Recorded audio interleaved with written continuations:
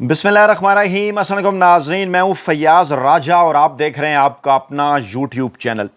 ले जनाब, अडयाला जेल से कप्तान के दिलेराना फैसले ने यह बात साबित कर दी है कि इमरान खान और पाकिस्तानी इस्टेब्लिशमेंट और रवायती सियासी माफिया यानी वो दोनों एक तरफ हैं, इमरान खान एक तरफ, उनके दरमियान ये जो मुकाबला है इसके फाइनल राउंड के सेकंड लास्ट मरहले का आगाज हो चुका है। फाइनल राउंड का सेकंड लास्ट मरहला कप्तान ने अपनी टीम मुकम्मल तौर पर तब्दील कर दी है और शिबली फराज और उमर अयूब कौमी असम्बली और सेनेट में अब पाकिस्तान तहरीक इंसाफ की बतौर अपोजिशन लीडर के नुमाइंदगी नहीं करेंगे। बहुत बड़ा सरप्राइज है पाकिस्तानी इस्टेब्लिशमेंट को, ये एक बड़ा और दिलेराना फैसला करार दिया जा रहा है इमरान खान साहब की जानिब से। इस पर शरीफ और जरदारी माफिया को भी बड़ा झटका लगा है और कहा जा रहा है दोनों नए खिलाड़ी बहुत बड़ी तब्दीली लेकर आएंगे। और ये दोनों नए खिलाड़ी कौन है जनाब, इसके हवाले से भी आपको बताते हैं, लेकिन पहले आप ज़रा याद करें 92 का वर्ल्ड कप और उसमें जब पाकिस्तान की टीम गिरती संभलती आखिरकार सेमीफाइनल में पहुंची तो वहां पर फिर इमरान खान साहब ने मुकम्मल तौर पर वसीम हैदर और इजाज़ अहमद का तमाम तर किरदार ख़त्म कर दिया था। आपको याद होगा कि जनाब किस तरह से वो दोनों की एंट्री हुई। वसीम हैदर साहब अचानक सामने आए, इजाज़ अहमद साहब भी बॉलिंग कराते हुए नजर आए और इमरान खान साहब वन डाउन आकर फ्रंट फुट पर आकर खेलने लगे। इमरान खान साहब के क्या फ्रंट फुट पर आने का वक्त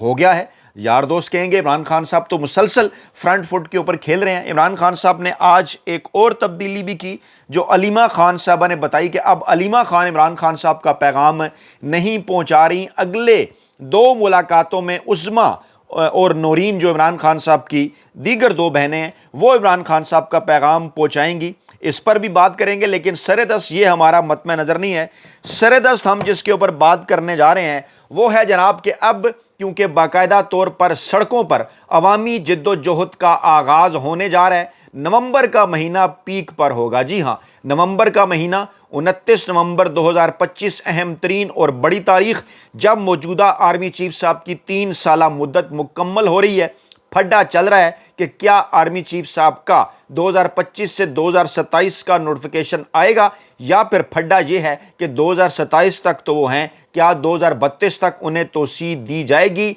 अदालतों से जो सिग्नल मौसूल हो रहे हैं, जो पे दर पे इख्तलाफी नोट तफसीली नोट जारी हो रहे हैं, आज भी जैसे जस्टिस अकील अब्बासी का और जस्टिस आयशा मलिक का मखसूस नशस्तों के हवाले से नोट जारी हुआ, वो तो कुछ और बता रहा है कि इस आखिरी मरहले के अंदर जब शरीफ ख़ानदान और जरदारी ख़ानदान आमने सामने हैं, मरियम और बिलावल भुट्टो जरदारी इस वक्त एक दूसरे के खिलाफ पर तोल रहे हैं। चाहे इसको टोपी ड्रामा ही करार दिया जाए, लेकिन अंदर के जो इनके मामलात हैं, हालात हैं, वो जनाब आहिस्ता आहिस्ता आ रहे हैं बाहर और तमाम तर इस बारे में कोशिश कर रहे थे कि किसी न किसी तरीके से इमरान खान साहब से कोई डील हासिल करें। लेकिन ये इमरान खान साहब ने कौमी असम्बली के अंदर महमूद खान अचकज़ई साहब को बतौर अपोजिशन लीडर के उतार दिया है और यह फैसला इमरान खान साहब ने उस वक्त किया जब इस किस्म की इत्तलात आ रही हैं कि एक और सिलसिला कैद तन्हाई का जनाब शुरू होने वाला है इमरान खान साहब के हवाले से। उसकी हतमी तफसीलात हम हासिल कर रहे हैं इस वीडियो में नहीं, वो अगली वीडियो में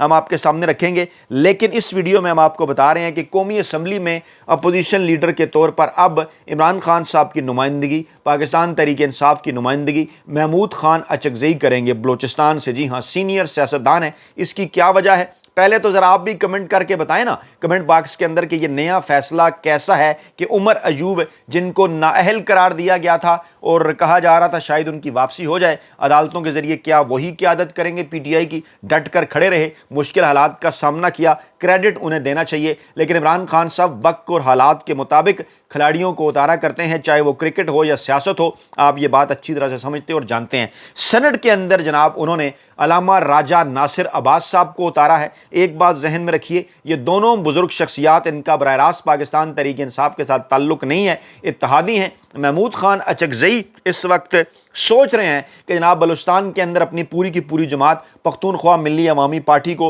वो पाकिस्तान तहरीक इंसाफ के अंदर जम कर दें या फिर हमेशा के लिए वहाँ इत्तहादी बन जाएं पख्तून बेल्ट बलूचिस्तान के अंदर। वहाँ पर महमूद खान अचकज़ई और इमरान खान पख्तूनों का वोट तकसीम नहीं करना चाहते, जिससे कुछ थोड़ा बहुत जो JUI फेक का वोट है उसको अहमियत मिल जाती है। उसके मुकाबले में एक वोट बैंक रखना चाहते हैं। बलोच कौम परस्तों के मुकाबले में इमरान खान साहब की मकबूलियत में बड़ी तेज़ी के साथ इजाफा हो रहा है। इस बात का अंदाज़ा महमूद खान अचकज़ई को भी है। बलोच नौजवान नस्ल इमरान खान साहब पर एतमाद करती है, उनके पीछे जनाब डट कर खड़ी हुई है। और फिर महमूद खान अचकज़ई अभी तक जनाब उन्होंने जब से ये हाइब्रिड रजीम शुरू हुआ है, चाहे वो पहला PDM 1 की हुकूमत हो या 2 की, ये ज़रूर कहा जाता है कि इमरान खान साहब की जब हुकूमत गिराई गई उस वक्त महमूद खान अचकज़ई उनके मुखालिफ थे, लेकिन बाद में वो कई मरतबा इस राय का इज़हार कर चुके हैं कि जनाब जो कुछ उनसे किया या करवाया गया उसके मकासद कुछ और थे। और अब पाकिस्तान के अंदर जो हाइब्रिड निज़ाम है इसकी माजी के अंदर कोई तारीख नहीं मिलती। और वो बार बार एक बात करते हैं कि इमरान खान साहब पाकिस्तान के मकबूल तरीन अवामी सियासी रहनुमा हैं। बार बार इस बात का जिक्र करते हैं कि 8 फरवरी 2024 को इमरान खान साहब के मैंडेट के ऊपर डाका डाला गया। इमरान खान साहब का मैंडेट वापस मिलना चाहिए। तहरीक तहफ़्फ़ुज़ आईन पाकिस्तान जो कि पाकिस्तान तहरीक इंसाफ और इत्तहादियों का इत्तहाद है, अपोजिशन इत्तहाद, उसकी भी सरबराही वही कर रहे हैं। चंद दिन पहले उनसे अहम तरीन बरतानवी शख्सियात ने मुलाकातें भी की थी और महमूद खान अचकज़ई ने कहा था कि क्या वजह है कि यूरोपीय यूनियन हो या फिर कॉमनवेल्थ हो, उनकी रिपोर्ट्स के अंदर जो कभी तो रिपोर्ट्स ही नहीं आती इलेक्शन के हवाले से, और अगर आ भी जाएँ तो उनके अंदर जो कुछ सवालात उठाए गए हैं उसके ऊपर बात ही नहीं की जाती। यूरोप जमहूरियत करता है, इस मामले के ऊपर क्यों नहीं बोल रहा। बड़ा सख्त उन्होंने बयान दिया था जिस पर यूरोपीय यूनियन और इसके साथ साथ जो कॉमनवेल्थ है उनकी जानिब से यह कहा गया था कि शायद अब वो वक्त करीब है कि पाकिस्तान के हवाले से कुछ बड़े सवालात यकीनी तौर पर सामने आएंगे, पाकिस्तान के रवायती सियासी माफिया और ताकतवर हलकों के सामने रखे जाएंगे। दूसरी शख्सियत, जी हाँ, अल्लामा राजा नासिर अब्बास मजलिस वहदतुल मुस्लिमीन के सरबराह हैं। वो भी इत्तहादी हैं इमरान खान साहब के, और पाकिस्तान तहरीक इंसाफ के अंदर जो है वो पाकिस्तान तहरीक इंसाफ के साथ जो है वो ख़ास तौर पर ये जो इत्तहाद है तहरीक तहफ़्फ़ुज़ आईन पाकिस्तान, इसमें वो मजलिस वहदतुल मुस्लिमीन की नुमाइंदगी कर रहे हैं। दोनों इसके अंदर शामिल हैं। सुन्नी इत्तेहाद कौंसिल के साहबजादा हामिद रज़ा साहब चंद दिन पहले उन्होंने एक मामले के ऊपर रिज़ाइन दिया था और वो भी इमरान खान साहब के खासे करीब हैं, डट के खड़े हैं, वो भी मुलाकातें करते रहते हैं, वो भी जनाब हिस्सा हैं। अच्छा, अब इमरान खान साहब ने ये बड़े अहम तरीन फ़ैसले क्यों किए हैं, जो बड़ा सरप्राइज़ उन्होंने पाकिस्तानी इस्टेब्लिशमेंट के लिए, रवायती सियासी माफिया के लिए इसके अंदर रखा है, वो क्या है। इस वक्त सूरत हाल ये है कि इमरान खान साहब तमाम तर मामलात को जनाब लेकर जाना चाह रहे हैं अगले राउंड के अंदर। अदालतों के हवाले से इमरान खान साहब बार बार बात कर चुके हैं कि उनके ऊपर इमरान खान साहब ट्रस्ट करते हैं। इमरान खान साहब ये चाहते हैं कि अदालतों के ज़रिए पाकिस्तान तहरीक इंसाफ और इमरान खान साहब को रिलीफ मिले, लेकिन अभी तक अदालतों के अंदर से जो इक्का दुक्का आवाज़ें उठ रही हैं वो ऐसी मजमूई आवाज़ नहीं बन सकी कि इस्लामाबाद हाई कोर्ट हो, लाहौर हाई कोर्ट हो, पेशावर हाई कोर्ट हो, बलूचिस्तान हो या सिंध हाई कोर्ट या फिर सुप्रीम कोर्ट ऑफ पाकिस्तान के जजेस के, वो मिलकर आवाज़ उठाएं और सुप्रीम कोर्ट में वो वाली अक्सरियत, हाई कोर्ट में वो वाली अक्सरियत जो आसिफ जरदारी, नवाज शरीफ और पाकिस्तानी इस्टेब्लिशमेंट ने मिलकर वहाँ पर गैर आइनी और गैर कानूनी 26वीं तरमीम के ज़रिए पहुँचा दी है, उसका वो मुकाबला कर सकें। लेकिन बहरहाल इन इक्का दुक्का आवाज़ों के अंदर इजाफा हो रहा है। चंद दिन पहले भी हमने देखा कि 2 जज साहबान ने, जिसमें जस्टिस जमाल खान मंदुखेल भी शामिल थे, उनकी जानिब से, और जस्टिस जो है वो नईम अख्तर अफगान, उनकी जानिब से भी जनाब एक जो है वो इख्तलाफी नोट जो है वो सामने आया था। और मामलात आहिस्ता आहिस्ता अब उस तरफ को जा रहे हैं जहाँ पर आगे चलकर सुप्रीम कोर्ट और हाई कोर्ट से बड़े सरप्राइजेज़ का सामना इस इस्टेब्लिशमेंट को, इस चुंतखिब निज़ाम को, चुंतखिब हुकूमत को करना पड़ सकता है। लेकिन इसके बावजूद इमरान खान साहब ने ये जो अपना पॉलिटिकल कार्ड खेला है, इसने बड़ा सरप्राइज़ किया है पाकिस्तानी इस्टेब्लिशमेंट को, बड़ा झटका दिया है आसिफ जरदारी और नवाज शरीफ को। इसमें एक बड़ा टेक्निकल मामला है कि जिस तरह से उमर अयूब हों, शिबली फराज हों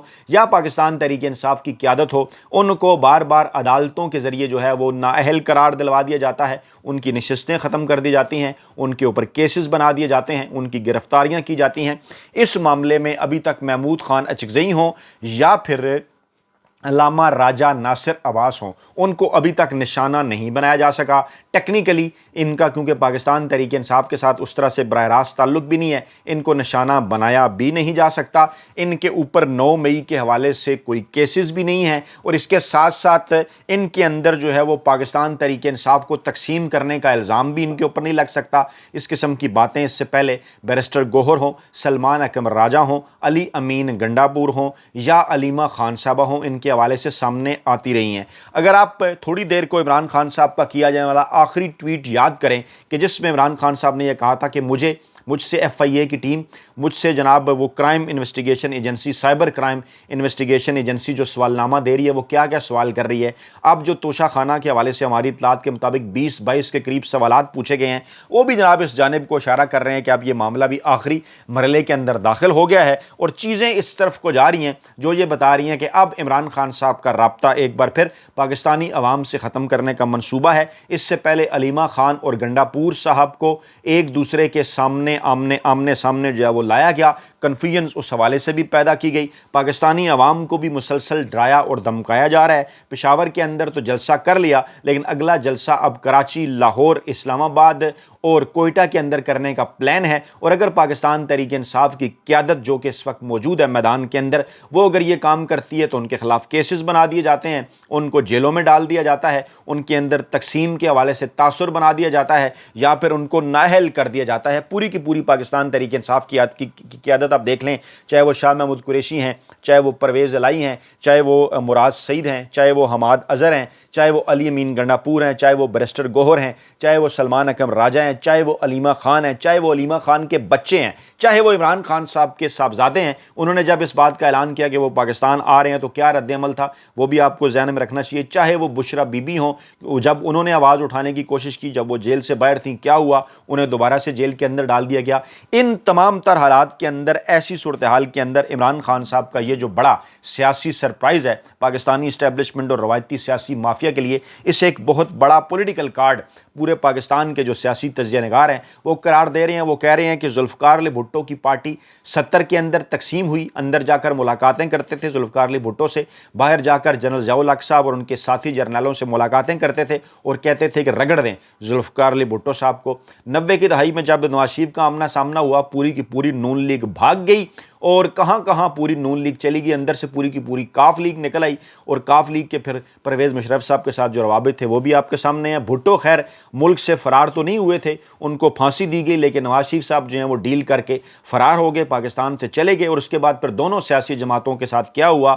پیپلز پارٹی پنجاب میں کبھی دوبارہ نہیں آ سکی، اور نون لیگ کو اقتدار حاصل کرنے کے لیے کیا کچھ کرنا پڑا، مشرف کے الیکشن میں 17 سیٹوں تک محدود رہ گئی، پیپلز پارٹی پنجاب میں کبھی واپس نہیں آ سکی۔ یہ عمران خان اور پاکستان تحریک انصاف تھے کہ ان کا جو رد عمل تھا پوری کی پوری پاکستان تحریک انصاف کا، پاکستانی عوام کا بڑا ڈیفرنٹ تھا، حالانکہ انہیں سخت ترین اسٹیبلشمنٹ کا سامنا تھا ایسے ماحول کے اندر کہ جو ماضی میں پیپلز پارٹی اور نون لیگ کے ساتھ نہیں کیا گیا وہ سب کچھ پاکستان تحریک انصاف اور عمران خان صاحب کے ساتھ کیا گیا۔ لیکن سوشل میڈیا کا دور تھا، سوشل میڈیا کا زمانہ تھا، عمران خان صاحب ڈٹ کے کھڑے ہوئے۔ سب سے بڑا معاملہ یہ تھا، بھٹو صاحب بھی اسٹینلے ولپرٹ کی کتاب کے مطابق آخر دم تک ذوالفقار جو ہے وہ جنرل ضیاء الحق صاحب سے کسی ڈیل کی کوشش کرتے رہے تھے، اور ان کے اندر بھی ایک جنرل ایوب اور جنرل ضیاء دیکھ رہے تھے کہ دونوں مل جل کر حکومت کرتے ہیں۔ نواز شریف صاحب نے جس طرح سے ڈیل کی مشرف کے ساتھ آپ کے سامنے ہے، پہلی مرتبہ اور دوسری مرتبہ جو جنرل باجوہ کے ساتھ ڈیل کی وہ بھی آپ کے سامنے ہے، پہلے سعودی عرب چلے گئے، اس کے بعد پھر لندن چلے گئے۔ ان تمام تر معاملات کے نتیجے میں کیا ہوا کہ مکمل طور پر دونوں سیاسی جماعتوں کا ووٹ بینک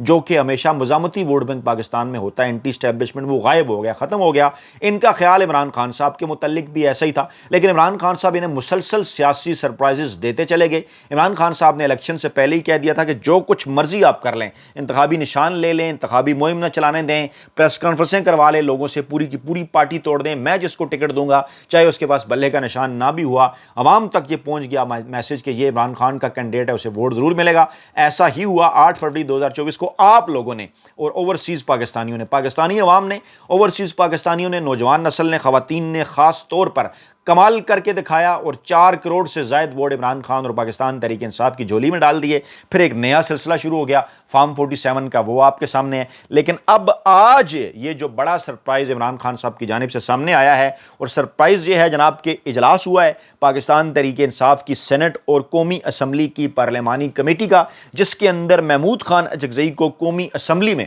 اپوزیشن لیڈر بنانے کی منظوری پاکستان تحریک انصاف نے دے دی ہے۔ اسی طرح سے علامہ راجہ ناصر ناصر عباس صاحب کو سینٹ میں اپوزیشن لیڈر بنانے کی منظوری پاکستان تحریک انصاف کی پارلیمانی کمیٹی کے اجلاس میں دے دی گئی ہے۔ ڈیفینیٹلی یہ بڑا اعلان، یہ بڑی منظوری یہ بات ظاہر کرتی ہے کہ پیپلز پارٹی کا کنٹرول کہ ذوالفقار علی بھٹو کا 70 کی دہائی میں پیپلز پارٹی پر وہ کنٹرول باقی نہیں رہا تھا۔ یاد کیجئے ذرا، حنیف رامے صاحب کہاں تھے، مولانا کوثر نیازی صاحب کہاں تھے، اور غلام مصطفیٰ کھر صاحب کہاں تھے، اور ممتاز بھٹو صاحب کہاں تھے، دیگر لوگ کہاں تھے، اپنی اپنی ڈفلی اور پھر اپنا اپنا راگ۔ اس کے بعد ذرا دیکھیے نواز شریف کے ساتھ کیا ہوا، چودھری شجاعت کہاں تھے، اعجاز الحق کہاں تھے، چودھری نثار کہاں تھے، اور جو ہے وہ جو نواز شریف صاحب کی بیگم ہے وہ جناب کہاں پر تھی، کلثوم نواز صاحب۔ لیکن یہاں پر عمران خان صاحب اور پاکستان تحریک انصاف کے معاملے میں آپ دیکھیں کہ تمام تر ان سے زیادہ ظالمانہ اقدامات ماضی کی نسبت جو ہے ان کے خلاف اٹھائے گئے، لیکن اس کے باوجود سب کچھ ہو گیا۔ عمران خان صاحب کو نہ توڑ سکے، عمران خان کا پارٹی کے اوپر جو کنٹرول ہے اس کو نہ توڑ سکے، اور آج یہ بات ثابت ہو گئی کہ جناب عمران خان کا کنٹرول آج بھی برقرار ہے، اور پوری کی پوری پاکستان تحریک انصاف نے عمران خان صاحب کے اس فیصلے پر مہر ثبت کر دی ہے کہ مستقبل میں پاکستان تحریک انصاف کی نمائندگی قومی اسمبلی کے اندر محمود خان رچکزئی اور سینٹ کے اندر علامہ راجہ ناصر عباس کریں گے۔ بہت بڑا فیصلہ، مزید کنسیکوینسز اس کے اگلی ویڈیو میں آپ کے سامنے رکھتے ہیں۔ علیمہ خان نے آج ملاقات کی ہے، تینوں بہنوں نے بلکہ ملاقات کی ہے، انہوں نے بڑے انکشافات کیے ہیں، وہ بھی آپ کے سامنے رکھیں گے اگلی ویڈیو میں۔ اپنا خیال رکھیے گا، اللہ نے کے بعد۔